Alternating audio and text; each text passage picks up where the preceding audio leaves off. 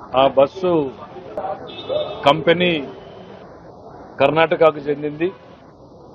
Registration ఏమో ఎక్కడో ఒరిస్సాలో చేసుకున్నారు. హైదరాబాద్ టు బెంగళూరు పోతా ఉన్నారు. తెల్లవారుజామున సంఘటన జరగడం బాధాకరం. ఆ మృతుల కుటుంబాలన్నింటికీ కూడా సానుభూతిని తెలియజేస్తున్నాం. ప్రభుత్వ యంత్రాంగం మొత్తం కూడా కర్నూలు జిల్లాలో పనిచేస్తా ఉంది. మా హోమ్ మినిస్టర్ గారు వచ్చారు, ఇన్ఛార్జ్ మినిస్టర్ వచ్చారు, ట్రాన్స్పోర్ట్ మినిస్టర్ వచ్చారు. ఎర్లీ మార్నింగ్ ఇన్ఫర్మేషన్ తెలియగానే అందరూ కూడా బయలుదేరి అక్కడికి రీచ్ అయ్యి, ముఖ్యమంత్రి గారు విదేశీ పర్యటనలో ఉన్నా కూడా అక్కడి నుంచే ఇన్స్ట్రక్షన్స్ మానిటర్ చేస్తూ ఉండడం జరిగింది. అట్లాంటి ఒక బాధాకరమైనటువంటి సంఘటనలో కూడా కొన్ని ఛానళ్లు ఇదేదో దీనికి ఫిట్నెస్ సర్టిఫికెట్ లేదు, డేట్లు అయిపోయినాయి, మీకు కాపీలు రిలీజ్ చేస్తారు. మనం తెప్పించాం, నిజంగా డౌట్ వచ్చింది, మనకు సంబంధం లేదు. అది కర్ణాటకలో కంపెనీ ఉంది, రిజిస్ట్రేషన్ ఎక్కడో అయింది, అది బిట్వీన్ ఈ రాష్ట్రానికి సంబంధించింది కదా. కానీ మానవతా హృదయంతో మనుషులు చనిపోయారని మొత్తం ఎఫర్ట్ని దాన్ని పెడితే అట్లా శవ రాజకీయాలు కొంతమందికి అలవాటు అయిపోయినాయి. ఆ శవ రాజకీయాలు ఇట్లాంటి సంఘటనలో కూడా చేయడం, దాన్ని ఇంకా పనిగట్టుకుని నిజమా అసలు ఏం జరిగింది చూద్దామని అవుట్ ఆఫ్ ఇంక్విజిటివ్నెస్ వాడికి ఫిట్నెస్ సర్టిఫికెట్ ఉంది. ఇట్లాంటి ఫేక్ వార్తలు ప్రచారం చేయడం మంచిది కాదు అనేటువంటిది మళ్ళా ఒకటి చెప్తున్నాయి, మానుకోవాలి. ఈ ఫేక్ వార్తలు అనేటువంటిది ఏ స్థాయికి పోయింది అనేటువంటిది,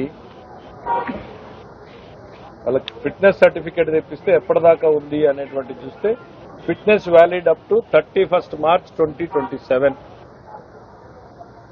క్లియర్గా.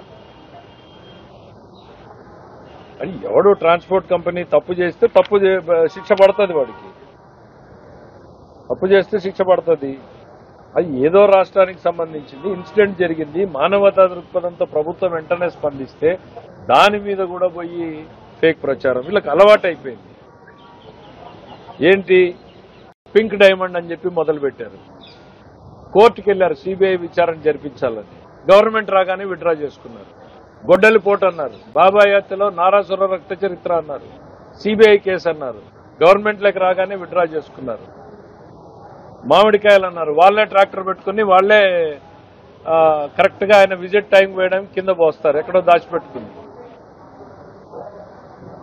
ప్రతి ఒక్క దాంట్లోనూ ఫేక్ రాజకీయాలు చేసుకుంటూ ప్రజలతో ఈ రకంగా మభ్యపెట్టాలనేటువంటి ప్రయత్నం నిజంగా బాధాకరం. ఆ మృతుల కుటుంబాల్ని ఏ రకంగా ఓదార్చాలి, ఎట్లా కాపాడాలి అనేటువంటిది పోయి ఈ అవకాశాన్ని కూడా తీసుకొచ్చి సంబంధం లేని, ఈ రాష్ట్రానికి సంబంధం లేని సంఘటనలో కూడా రాష్ట్ర ప్రభుత్వం మీద దుమ్మెత్తిపోయాలని చెప్పడం బాధాకరం. అది నిజంగా చెప్పాలంటే అమానవీయం. వీళ్ళకి ఈ ప్రచారాలు ఎంత అలవాటు అయిపోయినాయన్నా మీకు చెప్పాను క్లియర్ గా. పింక్ డైమండ్ అయిపోయింది, బాబాయ్ నారాసుర రక్త చరిత్ర అని చెప్పి బాబాయ్ గొడ్డల పోటుని గుండెపోటు అన్నారు. మామిడికాయల స్టోరీ ఉంది, పొగాకు రైతుల స్టోరీ ఉంది, పెట్టుబడులు. ఇప్పుడు లేటెస్ట్ నిన్న జగన్మోహన్ రెడ్డి గారు కొత్త అవుతారు. అందుకే ఇవాళ ఫ్యాక్ట్ చెప్పాలి. గూగుల్ నేనే తీసుకొచ్చా అంటున్నాడు. విన్నారో లేదో మీరు? ఆ పదం ఒక్కటి అనలేదు కానీ ఆ భాష మొత్తం చెప్పాడు. గూగుల్ నేనే తీసుకొచ్చాను అన్నట్టు చెప్పాడు జగన్మోహన్ రెడ్డి గారు. మనలో మాట కొన్ని సబ్జెక్టులు కొందరికి సూట్ అవ్వవు, కొన్ని వదిలేస్తే మంచిది. మనం మాట్లాడొచ్చు, మనం బూమ్ మాట్లాడదాం, ప్రెసిడెంట్ మెడల్ మాట్లాడదాం, లేకపోతే ఇంకా చాలా ఉన్నాయి మన బ్రాండ్లు, వాటి గురించి మాట్లాడదాం. Perfect, you are the king. దాంట్లో ఆ బ్రాండ్లలో మీరు ట్రేడ్ మార్కు, బ్రాండ్ అంబాసిడరు అన్ని మీవే. ఇన్ఫర్మేషన్ టెక్నాలజీ అంటే ఈరోజు ప్రపంచం చంద్రబాబు వైపు చూస్తూ ఉంటే మీరేదో గూగుల్ అంటున్నారు. ఒక 5 నిమిషాలు టైం ఇస్తాను మీకు, కనీసం ఆ స్పెల్లింగ్ ఒకసారి చెప్పండి, కంపెనీ ఎక్కడుందో చెప్పండి. ఎందుకు ఇట్లాంటి మాటలు జగన్మోహన్ రెడ్డి గారు? ఆయన ఏదో నేను 2023లోనే గూగుల్ని అదానీ రూపంలో తీసుకొచ్చేశాను, అదే మొదలైంది అనేటువంటిది ఆయన మాట్లాడుతున్నారు. ప్రజలకు కొన్ని వాస్తవాలు వివరించాలనుకుంటున్నారు. ఆయన కన్ఫ్యూజ్ అవుతున్నాడు. అదానీ డేటా సెంటర్ వేరు, గూగుల్ డేటా సెంటర్ వేరు. ఆయన అదానీ డేటా సెంటర్కి నేను 2023లో జీవో ఇచ్చాను, అదే ఇప్పుడు రూపాంతరం చెందింది, వాళ్ళు కూడా ట్వీట్ చేశారు అని చెప్తున్నారు. జగన్మోహన్ రెడ్డి గారికి క్లారిటీ ఇవ్వదలుచుకున్నారు. పోనీ అదానీ నువ్వు తెచ్చావని నువ్వు భ్రమపడుతున్నావేమో. 12/2/2019 ఏంటి జీవోలు తీసేయండి నేను అడిగింది. ఈ జీవో కాపీ 12/2/2019 అంటే గతంలో చంద్రబాబు నాయుడు గారు ముఖ్యమంత్రిగా, నారా లోకేష్ గారు ఐటీ మినిస్టర్ గా ఉన్నప్పుడు అదానీ ఎంటర్ప్రైజెస్ 2019 జీవో. ఆ రోజున అదానీ ఎంటర్ప్రైజెస్ ని మొట్టమొదటిసారి విశాఖపట్నానికి ల్యాండ్ అలకేట్ చేస్తూ 89 ఎకరాలు ఒక దగ్గర, 300 ఎకరాలు ఒక దగ్గర, 100 ఎకరాలు ఒక దగ్గర వాళ్ళకి అలాట్ చేయడం జరిగింది. ఆ తరువాత 2021లో మీరు వచ్చారు. వచ్చిన తర్వాత ఏం చేశారు? దాన్ని పడుకోబెట్టారు, ఏమీ చేయలేదు. మొత్తం మీరు ఇచ్చింది తర్వాత ఏం చేశారంటే 30 మెగావాట్ల ప్రాజెక్ట్ అన్నారు. ఇదిగో జీవోలు, మీరు ఇచ్చినటువంటి జీవోలు. ఆ తర్వాత దాన్ని మోడిఫై చేసి ఒక 3 జీవోలు ఇచ్చారు. ఏం చేశారు? దాన్ని వాక్ టు వర్క్ అని రెసిడెన్షియల్ బిల్డింగ్లు, ఇండ్లు కట్టుకోవచ్చు అన్నారు, రిక్రియేషనల్ సెంటర్స్ కట్టుకోవచ్చు అన్నారు, ఓ రియల్ ఎస్టేట్ ఫెసిలిటీ క్రియేట్ చేశారు. పోనీ ఏమైనా అద్భుతాలు చేశారా అంటే మొదటి 3 ఏళ్లలో ఫస్ట్ ఇచ్చినటువంటి జీవో మొదటి 3 ఏళ్లలో 30 మెగావాట్లు పెట్టేటట్టు, తర్వాత 4 ఏళ్లకి 60 మెగావాట్లు పెట్టేటట్టు, 7 ఏళ్లలో 200 మెగావాట్ల సామర్థ్యం ఉన్నటువంటి డేటా సెంటర్ పెట్టేటట్టు. మళ్లీ మీరే 2023కి వచ్చేటప్పటికి అది కూడా 3 ఏళ్లు ఏమీ పని జరగకపోయేటప్పటికి మళ్ళా మీరు రియల్ ఎస్టేట్ కార్యక్రమాల్ని నడపడం కోసం మీరు రివైజ్డ్ జీవో తీసుకొచ్చారు. ఏమని? ఫేజ్ 1 ఫస్ట్ 3 years లో only 10 megawatts 10 megawatts capacity Hyderabad లో ఇప్పటికి 10-15 ఉన్నాయి, సందుకోటి ఉన్నాయి. ఆడ 10 మెగావాట్స్ కెపాసిటీ. పాన్ డబ్బాలు ఎట్లున్నాయో అట్లున్నాయి హైదరాబాద్ లో 10-15 డేటా సెంటర్లు. మీరు చెప్పిన 10 మెగావాట్లవి అన్నున్నాయి హైదరాబాద్ లో. దాన్ని ఫస్ట్ 3 ఏళ్లలో 10 మెగావాట్లంట, రెండో ఫేజ్ లో 20 మెగావాట్లంట 4 ఏళ్లకి, 40 మెగావాట్లు 5 ఏళ్లలో, 70 మెగావాట్లు 6 ఏళ్లలో, 100 మెగావాట్లు 7 ఏళ్లలో మీరు ఇచ్చింది. ఇందులో 24,000 అంటున్నారు మీరు ఆ డాక్యుమెంట్ లో మీరు రాసుకున్నటువంటిది 14,000. మొదటి ఇచ్చిన జీవోలో 24,000 అన్నారు, మళ్లీ డైల్యూట్ చేసి 14,000 అన్నారు. ఇన్ని అవాస్తవాలు, ఇన్ని అసత్యాలు ఎవరిని మోపబెట్టడానికి జగన్మోహన్ రెడ్డి గారు? జీవో కాపీలన్నీ మీకు సాఫ్ట్ కాపీ ఇస్తున్నాం. ఇవాళ మెయిన్ తీసుకొచ్చింది నేరుగా గూగుల్తో డైలాగ్ ఓపెన్ చేశాం. చంద్రబాబు నాయుడు గారు 2019లో ఇచ్చినటువంటి అదానీ అలాట్మెంట్లు కంటిన్యూ చేశారు. మీరిచ్చిన జీవోలో కూడా మా పాత జీఓఎంఎస్ నంబర్ ని రెఫర్ చేసి ఇచ్చారు. అదే అనడానికి మీరిచ్చినటువంటి జీవోలో కూడా పాత జీవోని రెఫర్ చేశారు మీరు. ఈ రోజుకి అదానీ దగ్గర ఆ భూములు అట్లే ఉన్నాయి. అది వేరు. ఇవాళ మేము తీసుకొస్తున్నటువంటిది గూగుల్ సంస్థ నుంచి పెడుతున్నటువంటిది రైడెన్ ఇన్ఫోటెక్ అనేటువంటి వాళ్ళ అనుబంధ సంస్థ ద్వారా తీసుకొచ్చి ఫేజ్ 1 87,000 కోట్లు, ఫేజ్ 2లో 1,50,000 కోట్లు, మొత్తం 1,50,000 కోట్ల కమిట్మెంట్ ఇచ్చినటువంటిది. 1000 మెగావాట్స్. మన రాయలసీమలో సామెత ఉంది, ఎన్ని పుంగనూరులు అయితే ఒక బెంగళూరు అవుతుందని. సో ఎన్ని 10 మెగావాట్లు అయితే ఒక 1000 మెగావాట్లు అవుతుందో జగన్మోహన్ రెడ్డి గారు చెప్పండి. సో గూగుల్ సంస్థ రావడం ఇవాళ ప్రపంచం నివ్వెరపోయింది. ఒకసారి ప్రపంచవ్యాప్తంగా మీడియాలో జరుగుతున్న చర్చ చూడండి. యూకేలో మేము ఇన్వైట్ చేశాం, మా దగ్గరికి రాలేదు, గూగుల్ ఎందుకు పోయింది ఇండియాకి? ఏం చూస్తున్నారు? ఫస్ట్ 3 రోజులు తిట్టారు, అది గోడౌను, 4 కంప్యూటర్ల పేముండవు, ఉద్యోగాలు రావని. 4వ రోజుకి రియలైజ్ అయిపోయి నేనే తెచ్చానని చెప్పుకుంటున్నారు. ఆ ఇన్ఫర్మేషన్ ఫీడ్ చేసే వాళ్ళన్నా సరిగ్గా పెట్టుకోండి. అదే కోడిగుడ్డు ఫ్యాక్టరీ, అల్లం ఫ్యాక్టరీ తెచ్చామని చెప్పి ఐటీ మినిస్టర్ని పెట్టుకున్నాం గతంలో. ఆయన పెట్టుకుంటే ఇట్లాంటి ఇన్ఫర్మేషనే ఇస్తాడు. అదాని మీరే తెచ్చారు అని చెప్పి అనుకుంటున్నారేమో భ్రమలో. అదానీని కూడా చంద్రబాబు నాయుడే తీసుకొచ్చాడు. ఇవాళ గూగుల్ని కూడా చంద్రబాబు నాయుడే తీసుకొచ్చాడు. మీకు జీవోల కాపీలు అన్నింటినీ కూడా పంపిస్తున్నాం. ఓపికగా చదువుకోండి. చదివే ఓపిక లేకపోతే చదివించుకోండి. అయితే సరైన ట్రాన్స్లేటర్ని పెట్టుకోండి. ఫోటోస్ ఉంటాయి. ఈ గూగుల్ సంస్థ రాకముందు అదానీని మేమేదో జీవోలకు కాదు, వాళ్ళని కంపెల్ చేసి ఇనాగరేషన్ చేపించాం. 2019లో చంద్రబాబు నాయుడు గారు ముఖ్యమంత్రిగా అక్కడికి వెళ్లి గౌతమ్ అదానీ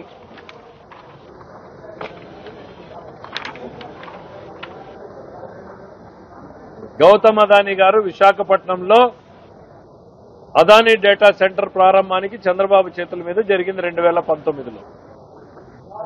చెప్పాను కదా జగన్మోహన్ రెడ్డి గారు, ఐటీ అనేది మన సబ్జెక్ట్ కాదు, మన టాపిక్ కాదు, ఎందుకు చెప్పు దాంట్లో ఓనర్షిప్ తీసుకోవాలనే తపన తాపత్రయం. నాకు కూడా 100 ఆలోచనలు ఉంటాయి, అన్ని సాధ్యం కావు. కొందరు బ్రాండ్ అంబాసిడర్లు ఉంటారు. ఇట్లా ఈ ఫేక్ ప్రచారాలు మానండి మీరు. శవాల మీద రాజకీయం, ఓ పెట్టుబడి వస్తే పెట్టుబడిని తిట్టడం, లేదు ప్రజల్లోకి బాగా పోతుందంటే ఓన్ చేసుకునేటువంటి ప్రయత్నం చేయడం. అసలు హైదరాబాద్ జిఎంఆర్ ఎయిర్పోర్ట్ గురించి చెప్పాడు, బహుశా ఆయన అప్పుడు రాజకీయాల్లో కూడా లేడు. ల్యాండ్ అక్విజిషన్ ఎవరు చేసి పెట్టారు ఆ ప్రాజెక్టుకి? చంద్రబాబు నాయుడు గారు. మర్చిపోయినట్టున్నారు. అగ్రిమెంట్లు మొత్తం చేసిన తర్వాత గవర్నమెంట్లు మారే క్రమంలో ఒకరోజు ఓపెన్ చేస్తూ ఉంటారు. ఇంకా జగన్మోహన్ రెడ్డి గారు లిక్కర్ మీద చాలా మాట్లాడారు. లిక్కర్ మీద ఆయన మాట్లాడుతూ ఏదో ఈ రాష్ట్రంలో ఘోరాలు జరుగుతున్నాయి అన్నట్టుగా మాట్లాడుతూ ఉన్నటువంటి పరిస్థితులు వచ్చినాయి. జగన్మోహన్ రెడ్డి గారికి స్పష్టం చేయదలుచుకున్నాం, ఉక్కు పాదంతో అణిచివేయడానికి సిద్ధంగా ఉంది. ఎక్కడైనా అక్రమ మద్యంతో సంబంధం ఉన్న వాళ్ళు ఎంతటి వాళ్ళైనా సరే ఉక్కు పాదంతో అణిచివేస్తాం. గంజాయి బ్యాచ్ మీద ఎట్లా ఉందో ఇవాళ అక్రమ మద్యం మీద కూడా పడుతున్నాం. మీరేమన్నా అక్రమ మద్యాన్ని బయటకు తీసుకొచ్చారా? మా ప్రభుత్వం తీసుకొచ్చింది. That is the example. మా ప్రభుత్వం పనిచేస్తోంది అనడానికి. నువ్వేందో అక్రమ మద్యం ఫ్యాక్టరీలు పెట్టారు, నడుపుతున్నారు. నడిపితే బయటకే రావు కదా జగన్మోహన్ రెడ్డి గారు. మీరు చేశారు కదా, భూములు, ప్రెసిడెంట్ మెడల్లు, గోల్డ్ మెడల్లు, ఈ రాష్ట్రం దేశంలో లేనటువంటి బ్రాండ్లను తీసుకొచ్చేసి ప్రజల ప్రాణాలతో చెలగాటమాడారు కదా. We're very clear. ఆ విషయంలో ఎటువంటి రాజీ లేదు. ప్రజల ఆరోగ్యం మాకు ముఖ్యం, ప్రజల ప్రాణాలు మాకు ముఖ్యం. అసలు ఈ లిక్కర్ ఇండస్ట్రీలో ఒక ఫర్మ్ పాలసీ, ఈ దేశంలో మొదటి ఎక్స్పెరిమెంట్ ఎక్కడ జరిగిందో జగన్మోహన్ రెడ్డి గారికి తెలుసా? చంద్రబాబు నాయుడు గారు 94 to 2004 ఉన్నప్పుడు ఫస్ట్ టైం ఈఎన్ఏ అని మొదలుపెట్టారు, ఎక్స్ట్రా న్యూట్రల్ ఆల్కహాల్. అంతకుముందు రెక్టిఫైడ్ స్పిరిట్ తీసుకొచ్చి నీళ్లు కలిపి చేస్తూ ఉంటే ఆరోగ్యానికి హానికరమని దేశంలో మొదటిసారి ఎక్స్ట్రా న్యూట్రల్ ఆల్కహాల్ అనేటువంటి దాన్ని ఇంట్రడ్యూస్ చేసింది చంద్రబాబు నాయుడు గారు. కల్తీ మద్యం రాకూడదు అని హాలోగ్రామ్ స్టిక్కర్ లేపించింది చంద్రబాబు నాయుడు గారు.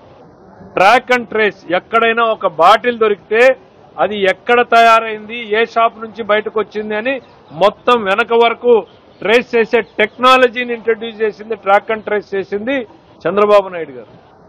ఇవన్నింటినీ స్టడీ చేయడానికి దేశంలో అన్ని రాష్ట్రాలు వచ్చాయి, అందరూ ఇంప్లిమెంట్ చేశారు. మీరొచ్చి మీకు కావాల్సినటువంటి విధానాల్ని అవలంబించారు. 5 ఏళ్లలో ఏం జరిగిందో మనం కళ్ల ముందు చూసాం. ల్యాబ్ రిపోర్ట్లు ఇచ్చాయి, ప్రాణానికి హానికరమైనటువంటి కెమికల్స్ ఇందులో ఉన్నాయనేటువంటి చెప్పారు. మీరు మాట్లాడలేదు, ఉలకలేదు, పలకలేదు. ఎందుకు? వ్యవస్థ మొత్తం మీ అనుచరుల చేతిలో ఉండిపోయింది. ఫ్యాక్టరీలు లీజుకు తీసుకున్నారు, బ్రాండ్లు మీవే, ఫ్యాక్టరీలు మీవే, సప్లై చైన్ మీదే. ఇవాళ లిక్కర్ కుంభకోణంలో ఎన్ని పేర్లు బయటకు వస్తున్నాయో మీరు చూస్తా ఉన్నారు. టోటల్ క్యాష్ డీలింగ్స్ నడుస్తూ ఉన్నాయి. మేము దాంట్లో నో రాజీ, నో కాంప్రమైజ్. ప్రజల ప్రాణాలు మాకు ముఖ్యం, ప్రజల ఆరోగ్యం మాకు ముఖ్యం. మళ్లీ ఈఎన్ఏ మీద స్ట్రిక్ట్ గా పెట్టాం. ఉక్కు పాదంతో అణిచివేయడం వస్తుంది కాబట్టి ఎక్కడికక్కడ దాడులు జరుగుతున్నాయి. ఎవరున్నా బయటికి తీసుకొస్తున్నారు, పార్టీతో సంబంధం ఉంటే సస్పెండ్ చేస్తున్నారు, మిగిలిన వాళ్ళ మీద కేసులు పెట్టేటువంటి పరిస్థితులు ఉన్నాయి. ఇవాళ లేటెస్ట్ గా క్యూఆర్ కోడ్ మొదలు పెట్టారు, ఇంప్లిమెంట్ చేస్తున్నారు, ప్రచారం చేస్తున్నాం. ప్రతి షాప్ దగ్గర కూడా ఒక బాటిల్ని ఇట్లా టెస్ట్ చేస్తే అది ఒరిజినల్లా కాదా అని తేలే రకంగా మొదలు పెడుతున్నాం. ఎందుకు? ప్రతి ఒక్కడికి బాధ్యత ఉండాలి. ఎక్కడా కూడా అక్రమ మద్యం చొరబాటు కాకూడదు. ఇలిసిట్ లిక్కర్ అనేటువంటిది వస్తే అది ప్రజల ప్రాణాలతో చెలగాటమాడమే.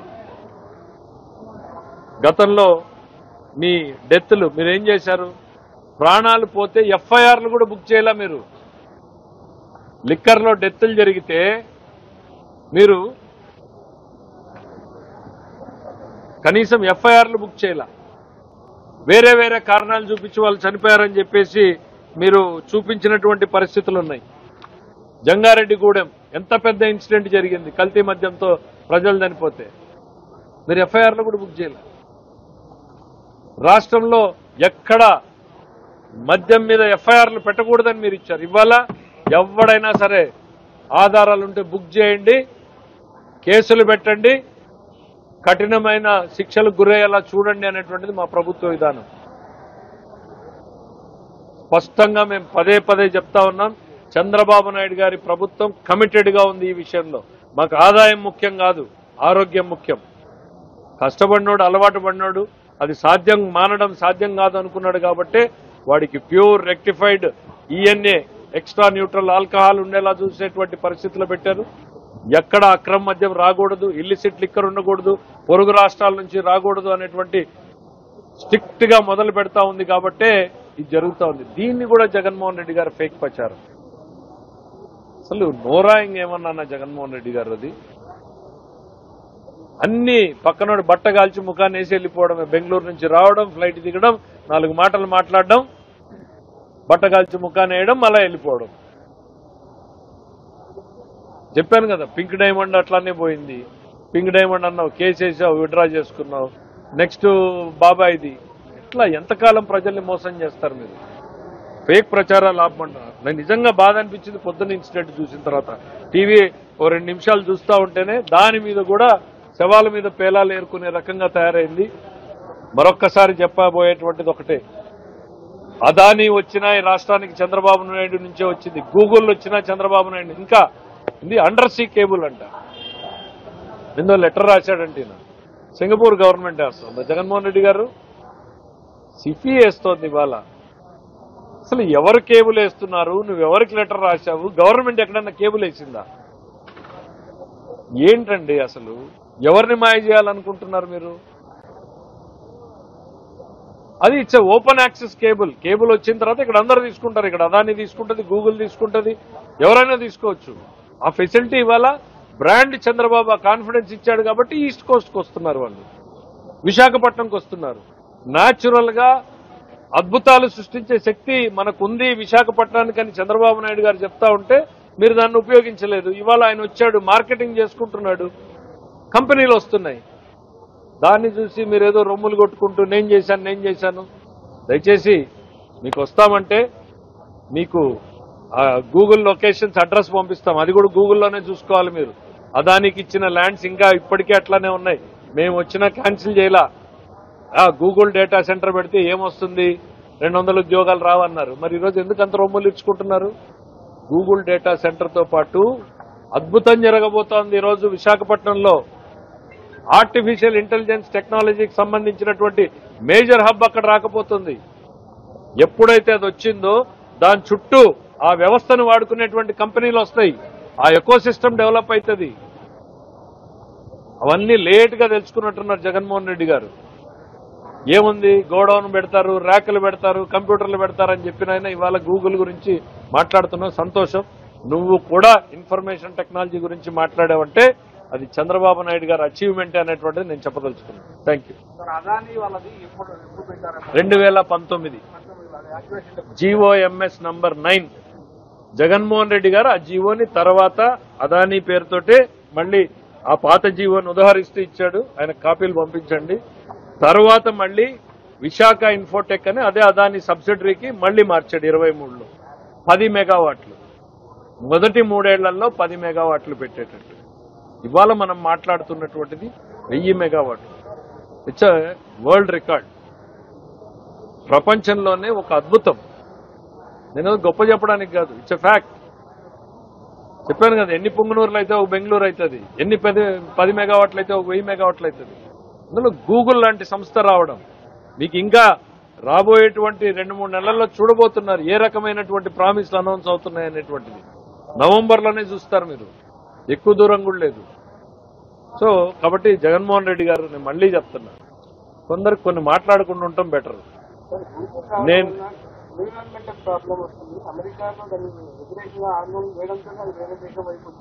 విండ్ మిల్స్ వస్తే పంటలు ఎండిపోతాయని చెప్పినట్టుగానే ప్రచారం. ఇవాళ నెక్స్ట్ జనరేషన్ హ్యాపెనింగ్. అమెరికా కొట్టుకుంటుంది, విలవిల్లాడుతుంది. గూగుల్ ఎందుకు వాటర్ ఎక్కువ అవసరమని వదిలేస్తారా ప్రాజెక్టులు? That's the next generation technology. ఆ రోజు ఇన్ఫర్మేషన్ టెక్నాలజీని క్యాప్చర్ చేసుకోగలిగారు కాబట్టి మన పిల్లలు, ఈ రాష్ట్రానికి చెందినటువంటి పిల్లలు ప్రపంచవ్యాప్తంగా పోగలిగారు. నెక్స్ట్ 10-20 ఇయర్స్ టెక్నాలజీలో రూల్ చేయబోయేది ఏఐ. దాని హబ్ ఆంధ్రప్రదేశ్ కాబోతోంది, దాని హబ్ విశాఖపట్నం కాబోతోంది. ఒక చరిత్రకి సాక్షిభూతులం మనం. నేను చెప్తా ఉన్నాం, హైటెక్ సిటీ 5 అంతస్తుల భవనం అన్నారు, రెవల్యూషన్ తీసుకొచ్చింది. ఊరికి బొడ్రాయి ఇంతే, కానీ ఊరు పెద్దదవుతుంది. బొడ్రాయితోనే ఊరు ప్రారంభమయ్యేది. చిన్న బొడ్రాయి, భూమిలోకి ఒక అర్ధడుగు ఉంటుంది, భూమి పైన 6 ఇంచులు ఉంటుంది. ఒక బొడ్రాయి వేస్తే ఒక ఊరు డెవలప్ అవుతుంది. హైటెక్ సిటీ ఒక బొడ్రాయి పడితే సైబరాబాద్ డెవలప్ అయింది. ఇవాళ గూగుల్ వచ్చింది. రెవల్యూషనరీగా చూడబోతున్నాం. ఎక్కువ రోజులు లేదు, నవంబర్లోనే. ఈ నవంబర్ నుంచే మనం చూడబోతున్నాం అనేటువంటిది మీ అందరికీ తెలియజేస్తాం.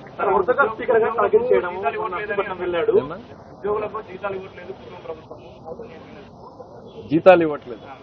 ఖచ్చితంగా 1వ తారీఖు నుంచి 5వ తారీఖు లోపల అందరికీ జీతాలు ఇస్తున్నాం. మాక్సిమం 1 నుంచి 2 తారీఖుల్లోనే, డిలే ఎవరికైనా అయితే 4th, 5th లోపల జీతాలు వస్తున్నాయి. ఉద్యోగ సంఘాలు మొన్నే ముఖ్యమంత్రి గారిని కలిసి సంతోషాన్ని వ్యక్తం చేసిపోయారు. ఆయన ఏం చేశాడు? అన్ని బకాయిలు పెట్టిపోయాడు. 20,000 కోట్లని మేము చెప్తే కాదు, 26,000 కోట్లు మాకు బకాయిలు పెట్టిపోయాడు ఆయన అని చెప్పారు. ఇవాళ మేము అనుభవిస్తున్నాం, కష్టపడుతున్నాం. ఈ రాష్ట్రం కోసం వాళ్ళు కూడా తపన పడ్డారు. ఈ రాష్ట్రం బాగుండాలి. ఎందుకనంటే అల్టిమేట్లీ మనమందరం ఈ రాష్ట్రంలో ఉండాల్సిన వాళ్ళం. మనము, మన పిల్లలు ఈ రాష్ట్రంలో ఉండాల్సిన వాళ్ళం. వాళ్ళకి ఆ కమిట్మెంట్తో ఆలోచించారు. గత ఎన్నికల్లో వాళ్ళు కూడా సరైన నిర్ణయం తీసుకున్నటువంటి ప్రజల్లో వాళ్ళు కూడా ఒకరు ఉద్యోగులు. సో వీ నో ఉద్యోగులను ఎట్లా చూసుకోవాలి, వాళ్ళతో ఎట్లా పని చేయించుకోవాలి అనేటువంటి క్లారిటీ మా ప్రభుత్వానికి ఉంది. చేయగలిగినన్ని చేస్తున్నాం. వాళ్ళకి పరిస్థితులు ఏంటో మనకు తెలుసు. కాబట్టి ఎంప్లాయీస్ ఇవాళ హ్యాపీగా ఉన్నారు. దాంట్లో జగన్మోహన్ రెడ్డి గారు హ్యాపీగా లేరు.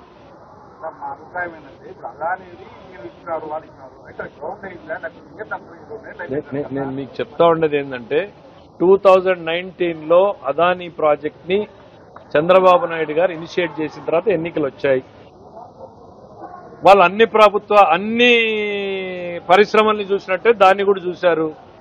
కానీ అదానీ దేశంలో బలవంతుడు కాబట్టి ఆయన నిలదొక్కోగలిగాడు. విధిలేని పరిస్థితుల్లో, నేను కొన్ని ఆన్ రికార్డు చెప్పకూడదేమో మరి, విధిలేని పరిస్థితుల్లో మళ్లీ వాళ్ళకే రివైజ్ చేస్తూ జీవో ఇచ్చారు.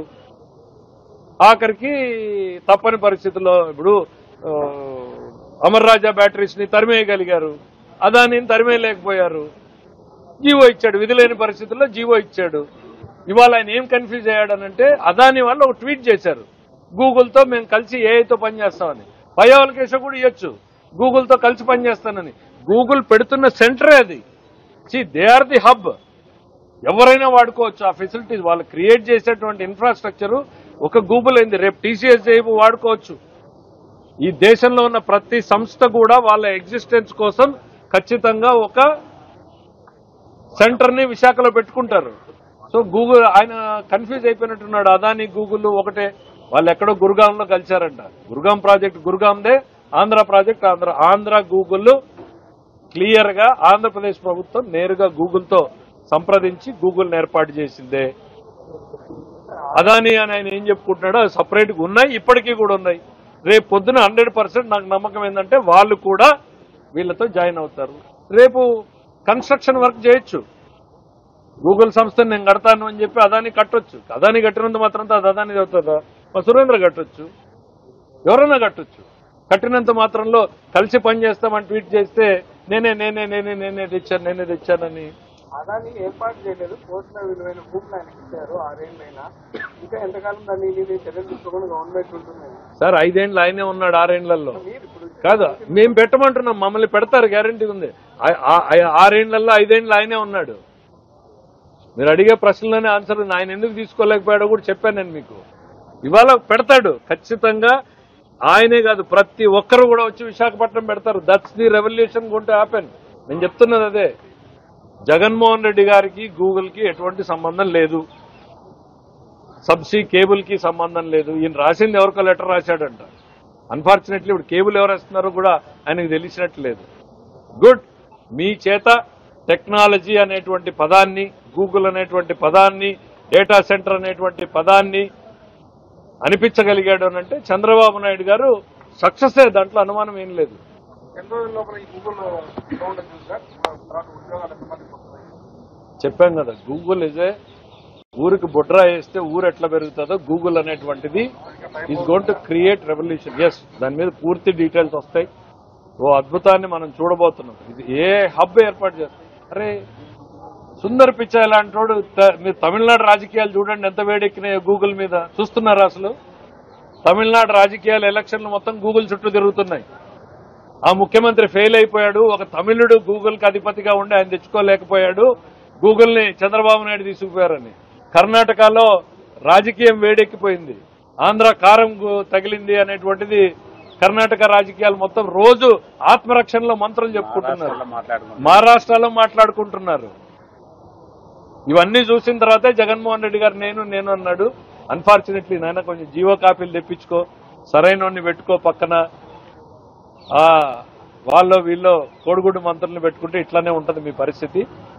కాబట్టి ప్రాక్టికల్ గా నేను చెప్తా, కొన్ని నేను మాట్లాడకూడదు, కొన్ని నేను మాట్లాడితే ప్రజలు ఒప్పుకోరు. నేను విమానాలు ఎగిరిస్తాను ఇంకోటి మాట్లాడితే నమ్ముతారా ప్రజలు? సో మీకు కూడా అంత టెక్నాలజీ మన సబ్జెక్ట్ గా అది ఎందుకు వదిలేయండి. జగన్ గారు స్పీకర్ టార్గెట్ చేయడం మనం 50% వెళ్ళి టార్గెట్ చేసి నకిలీ బిడ్డ తయారు చేస్తున్నాడు. స్పీకర్ నేను అనేది ఏంటంటే ఆయన ఫ్రస్ట్రేషన్ లో ఉన్నాడు, అందరినీ మాట్లాడుతున్నాడు. నిన్న మా బాలకృష్ణ గారిని తిట్టారు. తీవ్రంగా ఖండిస్తున్నాం. నిజంగా బాలకృష్ణ గారు ఆయనకు ఉన్నటువంటిది ఏదో చెప్పాడు. ఆయన మాట్లాడొచ్చు, కానీ ఆయన మాట్లాడిన పదం ఏంటి? ఒక మాజీ ముఖ్యమంత్రిగా ఆయన మాట్లాడేటువంటి పదం అది. ఆయన సంస్కారం ఏందో ఆయనే కనపడతా ఉంది. ఇంకా దాని గురించి నేను సర్టిఫికెట్ ఇవ్వాల్సిన పని ఏంది?